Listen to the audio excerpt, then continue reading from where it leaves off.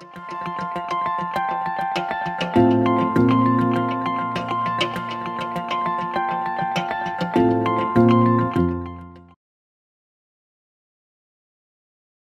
you all for taking the time to attend this session today.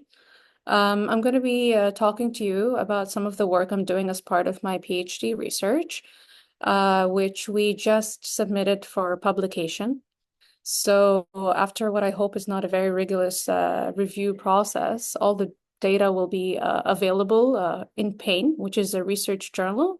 If you're interested to dig deeper, all our graphs are going to be there. So today I'm steering away from graphs, and essentially I would hope to have this as an opportunity to discuss with you what my research is about, focusing less on the complicated graphs that we usually produce. And as you can see from this title, we're interested in understanding the role of the circulatory system in pain. So an overview. First, I'm going to be talking to you about chronic pain and aging, and then I'm going to touch upon a very important concept, a principle known as inflammaging, and why this research is of any relevance to you. Then I'm going to show you how blood fits into this bigger picture before advising you about some of the findings that we have seen in our study. And finally, I'll take you through what's next, both for us and more importantly, for you. So, pain over time. Now, pain is more than just a pain that lingers. By definition, it is a discomfort that lasts for more than 3 months.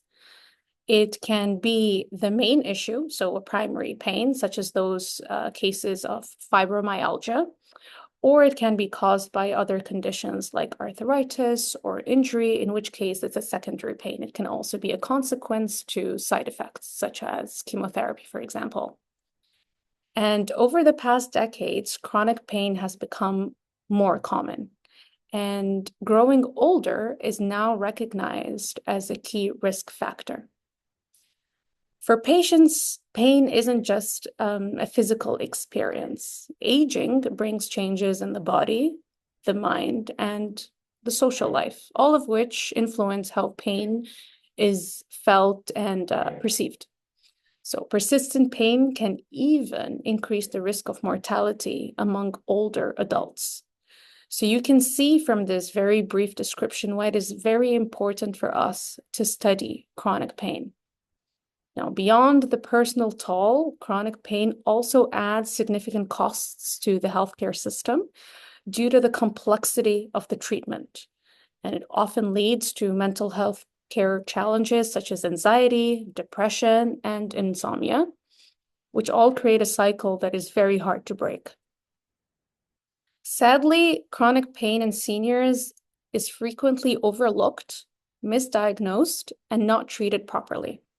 And this neglect comes at a very high price, in that it reduces their independence, limits their daily activities, and lowers their overall quality of life. So it is an issue that needs to be tended to.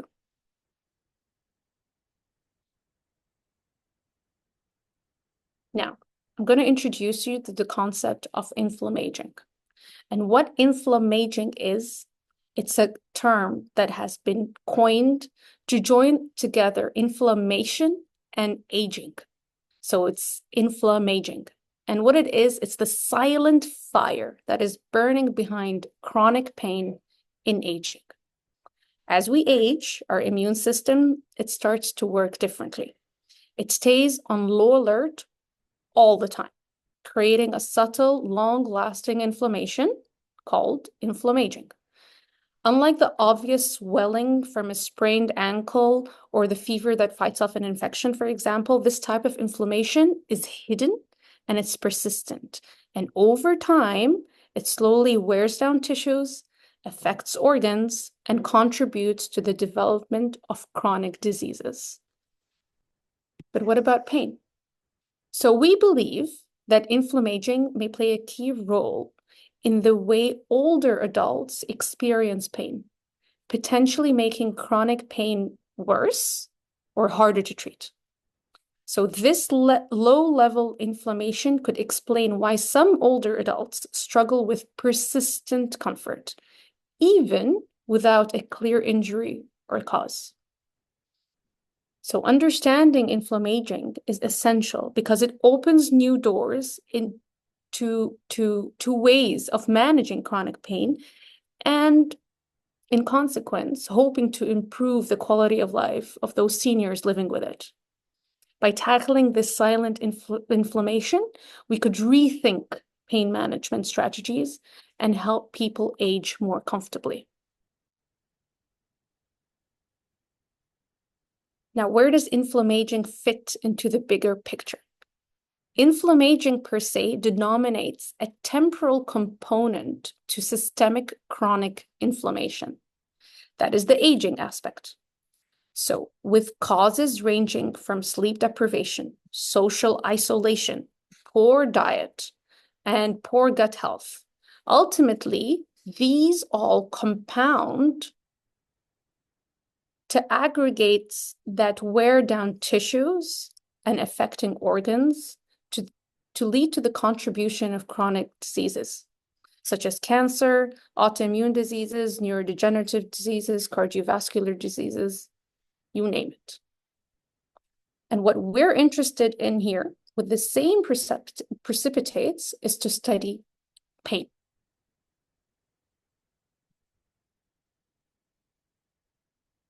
Now, before I take you through the study design and what we did, I'm going to run you through some of the key concepts in order to make this presentation more smooth. So it's obvious that no patient goes into their doctor's clinic saying that their blood hurts. So where does the role of blood come into this? Well, blood carries essential proteins and immune molecules that influence pain and healing. And what we're interested in is to explore this blood environment that might change with age and in turn affect pain behavior. We're working in mice. And one of the important concepts that I'd like to bring forth to you is the concept of rejuvenation. Now, we do this by extracting a specific fraction of blood that we have collected from young mice. It's called the serum, and we inject it into older mice. So this transfer is called rejuvenation. The transfer of serum from young mice into older mice. Now, mice, like we know, do not talk. So we had to rely on several behavior tests in order for us to measure a pain response. There are two types of tests that we relied on. First, the von Frey, which is used to measure how sensitive an animal is to light touch or pressure. And what it involves is gently pressing a thin, flexible filament against the skin. And the goal is to see if the touch causes a pain response or discomfort. And how we would record that is virtually by seeing the mouse move its paw. Another behavior test is the acetone test. And this test determines how sensitive the mouse is, but to cold sensations. While the von Frey is to mechanical, the acetone is to cold. And a small drop of acetone, which feels very cold, is applied to the skin.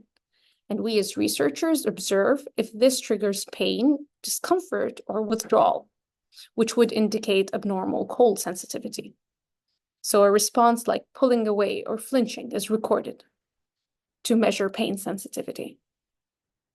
Finally, we have an incision model, which is a plantar incision. Essentially, this is where we open up the skin and then we resuture it again. So this is to indicate trauma. Okay, so with this understanding, what it is that we actually did.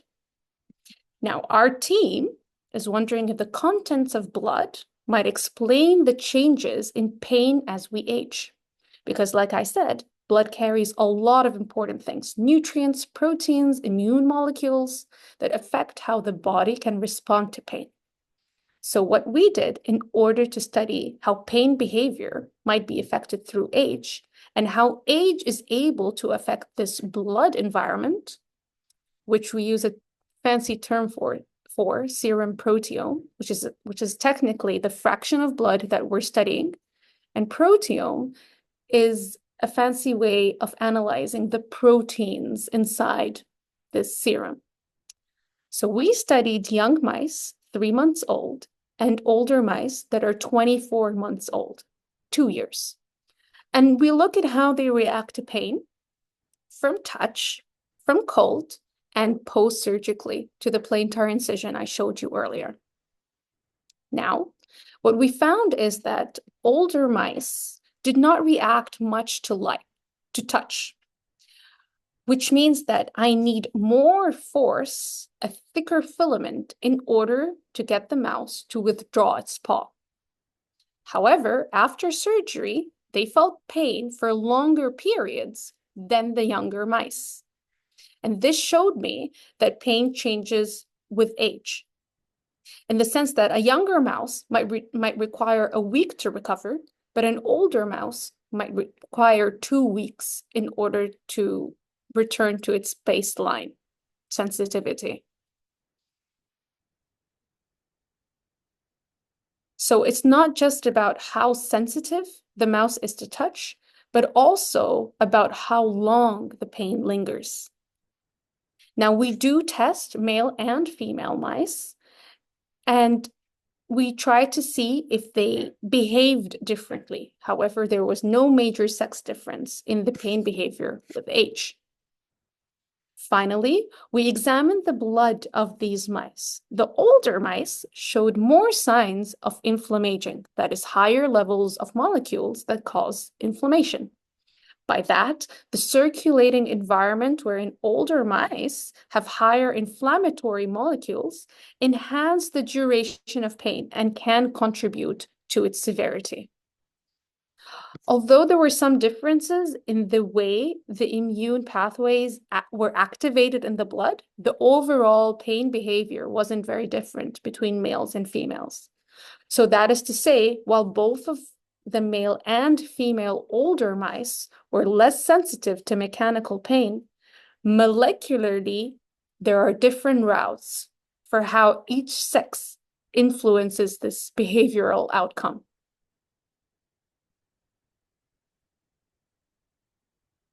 Next, we took that liquid part of the blood, the serum, from young mice, and we transferred it to the older mice. After this, the older mice's response to pain improved. Their sensitivity to touch returned to normal. I mentioned earlier that older mice were less sensitive. Now, their sensitivity returned to normal, and they recovered more quickly from surgery, because as you can see on this timeline here, we did conduct the plantar incision.